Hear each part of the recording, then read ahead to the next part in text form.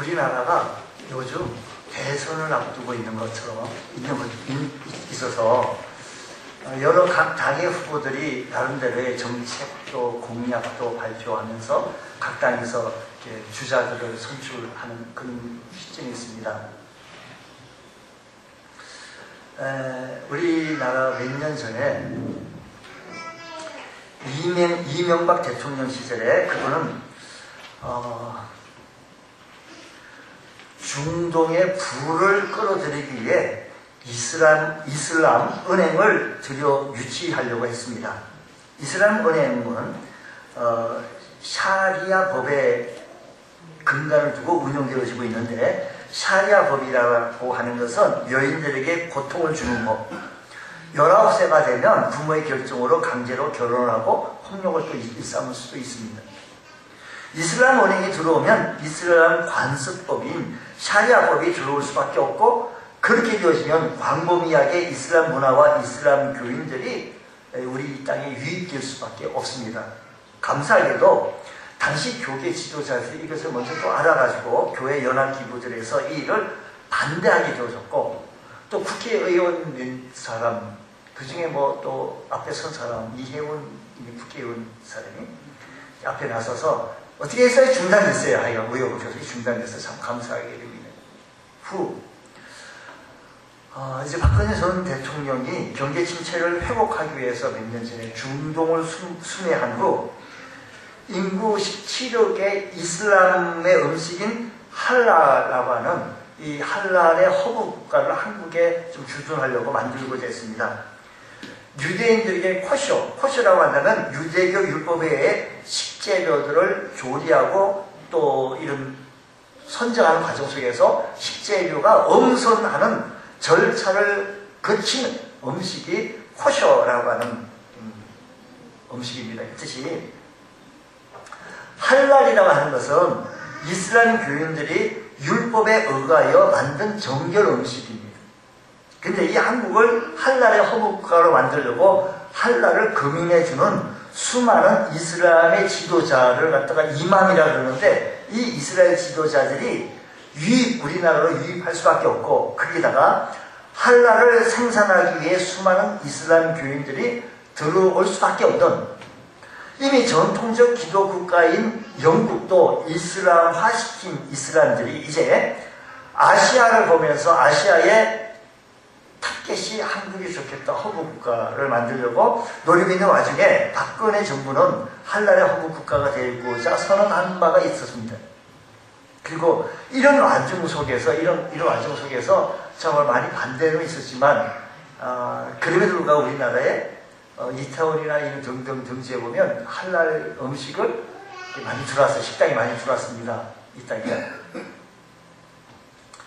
또 특히 또 그 음식을, 자기는 종교와 전혀 관계없는 사람인데 그 음식만 또 찾는 사람이 있습니다. 정결 음식이라 해가지고 뭐 참 좋아하는 음식이라 해서 찾는 사람들, 우리 소비가 있으니까, 수요가 있으니까 뭐 이렇게 따라 붙겠죠. 우리는 이런 나중 속에서 이런 지도자를 선출함에 있어서 우리의 우리의 시각을 바로 정립할 필요가 있다라는 말씀을 드리고 싶습니다. 성경이 이렇게 얘기합니다. 임금들과 높은 지위에 있는 사람들을 위해 기도하라라고 말합니다. 무지한 대통령, 정치인들을 위해 우리는 기도해야 합니다. 그들의 무지로 인해 범죄를 우리의 죄로 인식하고 대리적으로 우리가 회개해야 할 때가 바로 이때다. 이 땅의 교회들이 이슬람이 이 땅에 들어오기 시작하면 걷잡을 수가 없습니다. 깨어있는 교회가 되어지고 깨어있는 교인이 되어져야 합니다. 이슬람과 알카에다, IS라고 하는 이 이슬람 교회를 두려워하는 교회가 아니고 이슬람이 두려워하는 교회가 되어져야 되겠다는 겁니다. 이슬람이 두려워하는 교회가 되려면 우리는 무엇 해야 되는 거 아니? 기도하는 교회가 되어져야 한다는 것입니다. 기도하는 교회를 무서워한다는 것입니다. 어떤 분이 여호와 증인이 가가호 방문해서 나랑 뭘 파수권 파수될 얘기하자라고 해서 하도 몇 번씩 찾아오길래 이렇게 있다는 거죠. 좋다. 당신이 나한테 10분 할애를 하고 나도 당신한테 10분을 얘기하자. 서로 합의를 보고 그 10분씩 하면 또 이렇게 교대를 하잖아. 근데 그분이 나는 당신하고 무슨 논리 교리를 설명하기 전에 난 통성 기도하겠다. 내가 기도할 때 당신도 같이 기도해준다. 그래서 10분간 듣고 가만히 듣고 있다가 10분간 통성 기도했다는 거예요. 여호와 증인 통성 기도를 할지 모른대요. 그래서 통성 기도 못한다 해가지고 오히려 냈다라는 얘기를 해요. 우리는 이럴 때 함께 기도해야 될 때고, 이럴 때 우리가 더욱더 흥분하지 않냐고 침착하게 이 나라의 미래를 위해 기도해야 할 때다라는 것입니다. 정치적으로 보면 우리나라가 참, 누가 김대중 씨라고요, 지금 동아일보 사설위원이죠. 그분이 글을 쓰는 거 보면 우리나라가 배짱도 없어요. 가까이 있는 대국들이 주변에 많이 있는데도 불구하고 두려워하지 않고 오히려 그들하고 같이 한 우습게 보는 우리나라 백성들. 중국 사람들 우리가 우습게 보고 일본 사람들은 우습게 보고 그렇게 대항하는 거 보면 무슨 근거로 그러냐 이런 얘기를 좀 하게 쓴 것을 보게 돼 있죠. 그러고 보면 지도자가 참 중요하다는 것입니다. 누구냐에 따라, 지도자가 누구냐에 따라서 그 나라가 또 공동체가 흥하기도 하고 망하기도 한다는 겁니다. 특히 미래가 예측하기 힘들고 불안할수록 지도자가 정말 중요합니다.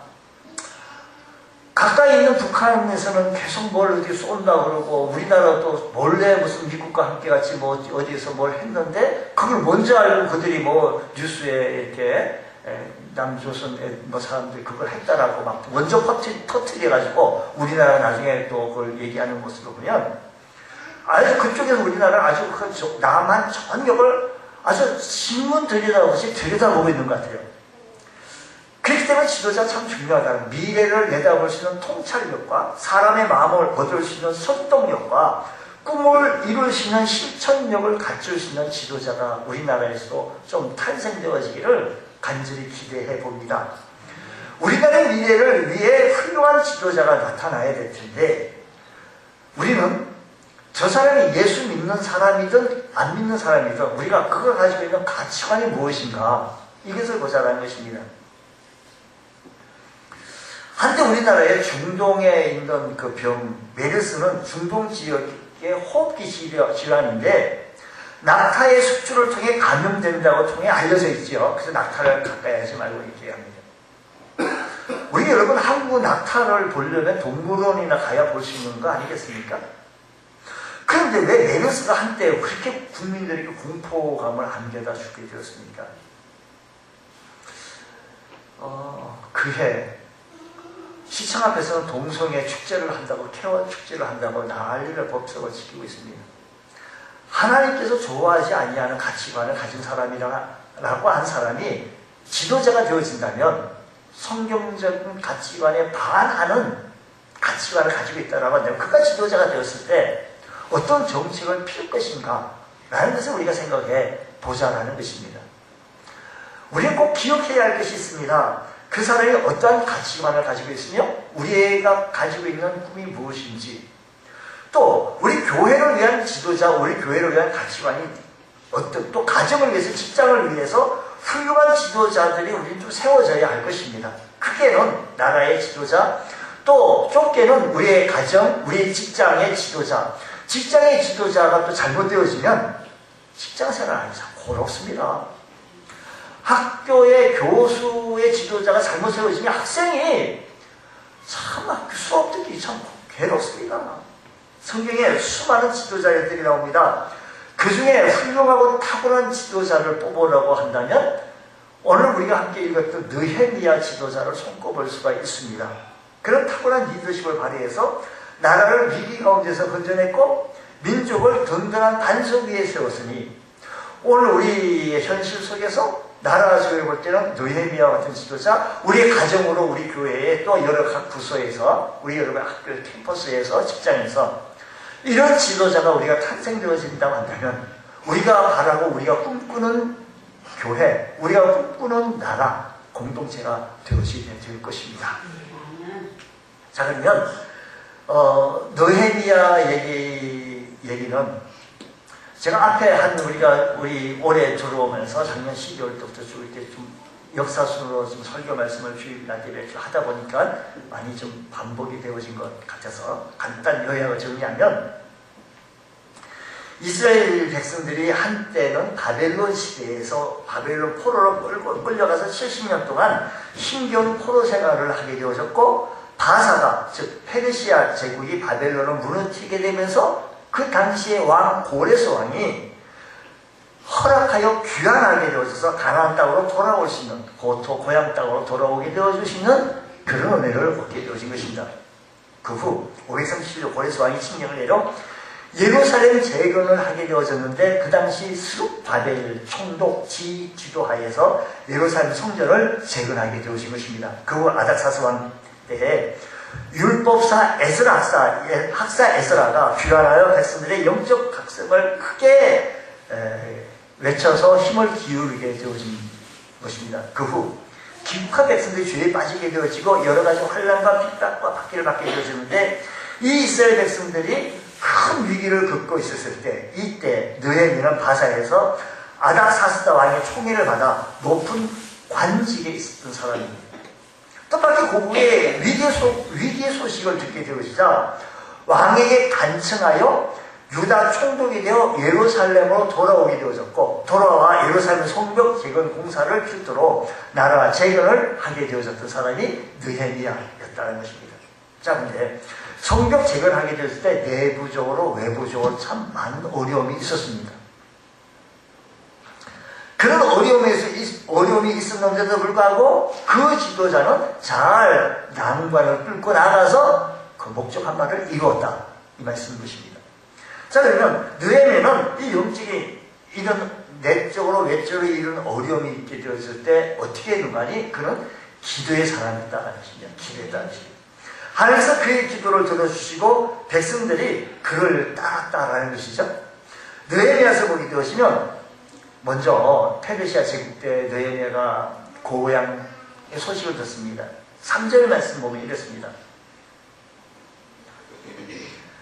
그들이 내게 이르되 사로잡힘을 면하고 남아있는 자들이 그 집안이 거기에서 큰 환난을 당하고 능력을 받으며 예루살렘 성은 허물어지고 성문들은 불탔다. 소식이 정말 너무 이건 안타까운 소식이에요. 이어서 4절 말씀 보면, 내가 이 말을 듣고 이 소식을 듣고요 앉아서 울고 수일 동안 슬퍼하며 하늘의 하나님 앞에 무엇하며 금식하며 기도했다는 것이야. 금식하며 기도했다는 것이야. 이런 기도가 지도자의 기초를 이루었다는 것입니다. 하나님께서 이렇게 나라와 민족을 위하여 금식하며 눈물로 기도하는 느헤미야를 지도자로 세웠다는 것입니다. 그럼 예루살렘 보내셔서 나라와 민족을 그를 보내서 구하게 되어진 것입니다. 백성들이 하나님께서 원하신 사람임을 깨닫고 그를 따르게 되어진 것입니다. 느헤미야서 4장의 줄거리를 보게 되어지면, 느헤미야가 성벽 재건 공사를 진행 중에 적의 공격을 받습니다.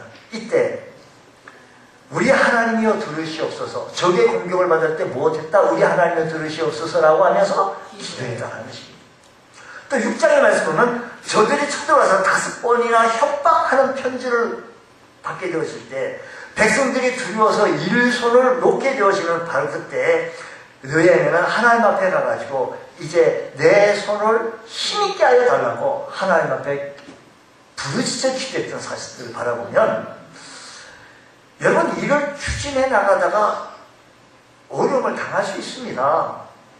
교회에서 조그만 일을 추진해 나가는데도 이런 저런 어려움을 당할 수가 있습니다. 뜻하지 않으면 이게 아무런 위기가 없을 것이라고, 아무런 어려움도 없고 많은 주의 백성들이 다 동의를 하고 따라줄 것만 같았는데, 오히려 아이성 앞에 선 그 이스라엘 군대들처럼 말이죠. 우리가 지금 큰 것도 했는데 우리 요 조그마한 거는 우리 쉽게 하지 않겠느냐고 우습게 깜봤던 문제, 오히려 그것에 역공을 받아 우리 스스로 피난까지도 흔들리고 믿음 생활을 해나가는까지도 막 흔들리는 모습들 우리 있지 않습니까? 이때 여러분 작은 것이라고 약보고 큰 것이라고 두렵고 이게 아니고, 문제 있을 때마다 어렵고 힘들 때마다 사전에 우리는 늘 기도하는 주의 지도자가 되셔서 우리의 삶이 기도로 무장하신 은혜가 있기를 주의 축복합니다. 하나님께서는 이렇게 기도하는 사람을 오늘도 사용하시는 사실을 기억하시고, 우리 모두 주님 앞에 늘 기도하는 주의 성도 되시기 원합니다. 여러분 보고 매일 저녁 나와가지고 하나님한테 기도하시오라고 주문은 하진 않습니다.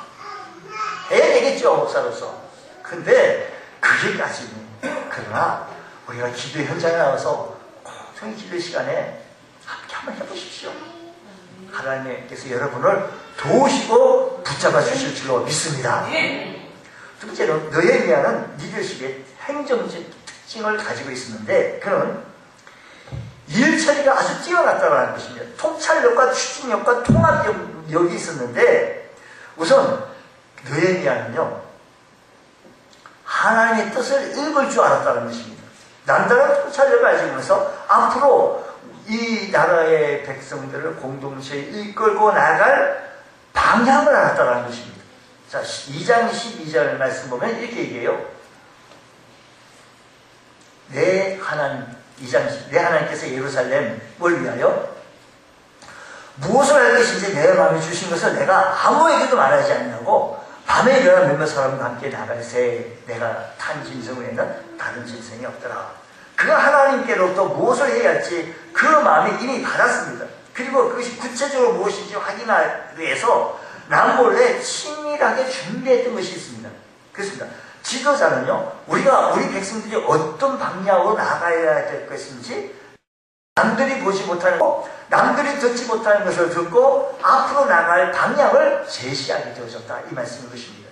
그리고 또한 이 얘기를 제시할 때 느헤미야는 통합의 사람이었는데, 느헤미야는 백성들을 설득시켰습니다. 그리고 그들 마음을 하나의 마음으로 묶었는데, 2장 17절, 18절 말씀 보면,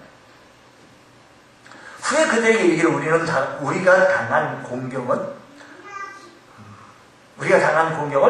너희도 보고 있노라. 예루살렘과 함께하고 성문이 불탔으니 자 예루살렘 성을 건축하여 다시 뭐예요? 수치를 당하지 말자. 18절에 또 그들에게 하나님의 선한 손이 나를 도우신 일과 왕이 내게 이런 말씀을 전하였더니 그들의 말이 일어나 건축하지 않고 모두 힘을 내어 이 선한 일을 하려 하네라고 했습니다. 자, 자기가 받은 비전을 백성들과 함께 나누었고, 우리가 어떻게 해야 될 것인지를 얘기해주고, 그들의 마음이 움직여서 그들이 모두가 함께 움직여서 참여하기로 했는데, 실제로 느헤미야 3장 보게 되시면 이 사건 앞에서 느헤미야가 그런 얘기하니까 대제사장으로부터 일반 시민에 이르기까지 모두가 참여했다는 것입니다. 그렇습니다. 지도자는 모두가 함께 같이 기쁜 마음으로 참여하는 거예요. 지도자는 사람들의 마음을 하나로 묶는 통합을 이끌어낼 수 있는, 우리나라도 그런 지도자가 좀 탄생되어지기를 간절히 소망합니다. 느헤미야는요, 실천의 사람이었습니다. 그런 치밀하게 일을 계획하고 철저하게 조직하고 끈기 있게 일을 추진했는데, 그래서 일사불란하게 목표를 향해 달성해 나가고 전진해 나갔습니다. 그래서 6장 15절의 말씀 보면, 6장 15절에 보면 성벽 역사가 52일 만인 엘루월 25일에 끝나네. 16절 우리의 모든 대지가 주위에 있는 이방 족속들이 이를 두고 다 두려워하여 크게 낙담하였으니 그들이 우리 하나님께서 이 역사를 이루신 것을 알리라 하고 있습니다. 정말 짧은 시일에 어려움을 극복하고 정말로 목표를 달성한 것입니다. 그렇습니다. 지도자는 일이 되게 하는 능력이 있어야 되고요. 말만 하고 끝내는 것이 아니고 무엇인가 역사에서 어떻게 실천할 수 있는, 실천으로 이끌 수 있는 그런 힘이 우리에게 있어야 합니다. 우리 사회에도 이 지도자가요, 어떤 방향만 제시를 할 것뿐만 아니라 실천에 옮길 수 있는, 오늘 우리들이요, 교회에서도 마찬가지입니다. 우리 교회가 여러분 지도자의 모습을 나타내 보이는데, 우리의 지도자의 모습이요, 말만 무성하고 자기는 너무 안 하는 거예요. 그럼 일이 안 돼요. 말만 무성하고 말이나 따라 합시다. 말만 하고 안 한다면 이런 일이 안 되는 거예요. 함께 우리가 이 일을 동참해서 나갈 때 우리의 모습, 우리의 직장이든 우리 공동체가 아름답게 발전해 나갈 수 있다는 사실을 기억하시면서 나의 미미한 것, 나의 미약한 것을 함께 나눌 수 있는 귀한 은혜가 일어나시길 바랍니다. 느헤미야는 이런 모습으로서 헌신한 사람이었는데 이런 모습으로 나타내 보였더니 민족을 살리고 또 목표한 바를 이루어 날 수 있는 귀한 지도자의 모습이었다는 것입니다. 오늘 여러분 이 말씀을 보시면서 주님 우리들도 헌신의 사람이 되어지게 하시고 실천할 수 있는 주의 백성 되게 하여 주셔서 하나님 앞에 쓰임받을 수 있는 주의 일꾼 되게 하여 주옵소서. 이런 얘기했습니다. 노래는 당신이 부르기 전에 노래가 아니라고. 종은 당신 치기 전에 종이 아니라고. 당신이 가슴 속에 있는 그 사람은 그곳에 그저 남겨주는 것만 아니고 사랑은 당신이 나눠주기 전까지는 사랑이 아니다라는 것입니다. 사랑을 나눌 줄 아는 지도자, 헌신할 줄 아는 지도자, 실천할 수 있는 지도자가 우리 모두가 되어서 오늘 우리들도 우리의 부서에서 우리가 맡겨진 일에서 최선을 다하고 일을 감당할 수 있는 우리 주의 성도들 다 되시기를 주의 이름으로 축원합니다. 기도하겠습니다. 하나님 감사합니다. 저희들에게 사랑하여 주셔서 믿음의 사람으로 사여주시고 하나님의 사람을 온전히 세워나갈 수 있도록 은혜를 주신 하나님 감사 영광을 올려드립니다. 우리 모두에게 성령의 충만함을 누리게 하여 주옵시고 하나님의 말씀에 사로잡히시는 복된 성도 되어지게 하여 주옵소서. 예수님 이름으로 기도드립니다. 아멘.